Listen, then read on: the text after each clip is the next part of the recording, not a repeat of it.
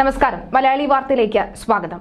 മുൻ മുഖ്യമന്ത്രി ഉമ്മൻചാണ്ടിയുടെ രണ്ടാം ചരമവാർഷികത്തോടനുബന്ധിച്ച് കോട്ടയത്തെത്തിയ ലോക്സഭാ പ്രതിപക്ഷ നേതാവ് രാഹുൽ ഗാന്ധിയെ നേരിൽ കണ്ട് സംസാരിക്കാൻ കഴിഞ്ഞതിന്റെ സന്തോഷത്തിലാണ് Kottayam youth Congress assembly vice president Sreeja മോഹനും കുട്ടികളും. രാഹുൽ വന്നതറിഞ്ഞ 3 കുട്ടികളുമായി റോഡിൽ കാത്തുനിൽക്കുകയായിരുന്നു ശ്രീജ. ഒന്ന് കാണണമെന്ന് മാത്രമേ ആഗ്രഹിച്ചിരുന്നുള്ളൂ. എന്നാൽ അദ്ദേഹത്തെ കണ്ട് കുട്ടികൾ ആവേശത്തോടെ രാഹുൽജി എന്ന് വിളിച്ചതോടുകൂടി അദ്ദേഹം അത് ശ്രദ്ധിച്ചു. വാഹനം നിർത്തി കുട്ടികളുടെ അടുത്തെത്തി വിശേഷങ്ങൾ പങ്കുവച്ചു. ഏത് സ്കൂളിൽ പഠിക്കുന്നുവെന്നും ചോദിച്ചു. ഇളയ മോനോടാണ് വിശേഷങ്ങൾ കൂടുതലും ചോദിച്ചത്. അവൻ LKGയിൽ പഠിക്കുകയാണ്.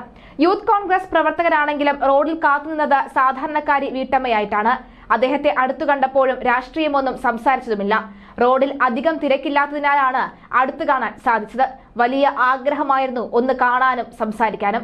കുട്ടികൾ സ്കൂളിൽ പോകാൻ തയ്യാറായി നിൽക്കുമ്പോഴായിരുന്നു ഈ വരവ്. പുത്തനങ്ങാടി സെന്റ് തോമസ് സ്കൂളിൽ 6ാം ക്ലാസ്സിലും 3ലും LKGയിലും പഠിക്കുകയാണ് ശ്രീജയുടെ മക്കളായ ജാനകിയും ജാൻവിയും ജഗത്തും.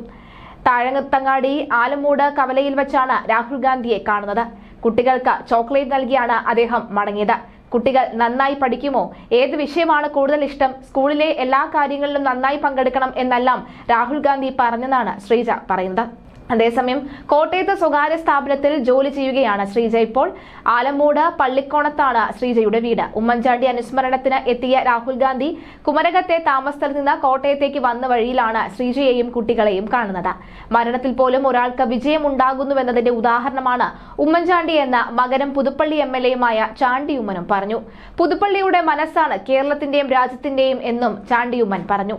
തലപ്പാടി സൂപ്പർ സ്പെഷ്യാലിറ്റി ആശുപത്രി അദ്ദേഹത്തിന്റെ ആഗ്രഹമായിരുന്നു. നിലവിൽ ഔട്ട് പേഷ്യന്റ് മാത്രമാണ് ഉള്ളത്. അതിന് ഒരു തുടർച്ച ഉണ്ടായിട്ടില്ല. കോട്ടയം മെഡിക്കൽ കോളേജിലേക്ക് പോകാൻ എളുപ്പമുള്ള വഴിയാണ് പാറേക്കടവ് പാലം. ആ പാലത്തിന്റെ പൂർത്തീകരണവും നടക്കണമെന്നാണ് ആഗ്രഹം.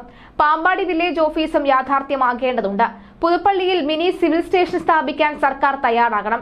ഉമ്മൻചാണ്ടിയുടെ ആദരവ് നിലനിർത്താൻ താൽപര്യമുണ്ടെങ്കിൽ എത്രയും പെട്ടെന്ന് ഫണ്ട് അനുവദിച്ച് നിർമ്മാണം ആരംഭിക്കാൻ സർക്കാർ നടപടി സ്വീകരിക്കണം. കഴിഞ്ഞ 2 വർഷമായി ഇക്കാര്യം നടന്നിട്ടില്ല. സമയം വളരെ കുറവാണെന്നും നിർമ്മാണ പ്രവർത്തനം അടുത്ത മാസം തന്നെ ആരംഭിക്കണമെന്നും ചാണ്ടിയുമ്മൻ ആവശ്യപ്പെട്ടു. ഉമ്മൻചാണ്ടി എന്ന ഒരു സംസ്കാരം തന്നെ കോൺഗ്രസ് പാർട്ടിയിൽ വന്നുകൊണ്ടിരിക്കുകയായിരുന്നുവെന്ന് ഭാര്യ മറിയാമ്മ ഉമ്മൻ പറയുന്നു. ഉമ്മൻചാണ്ടി ഒരിക്കലും ആക്രമ രാഷ്ട്രീയത്തെ പ്രോത്സാഹിപ്പിച്ചിട്ടില്ല. കുറഞ്ഞ സംസാരവും കൂടുതൽ പ്രവൃത്തിയുമായിരുന്നു അദ്ദേഹത്തിന്റെ രീതി.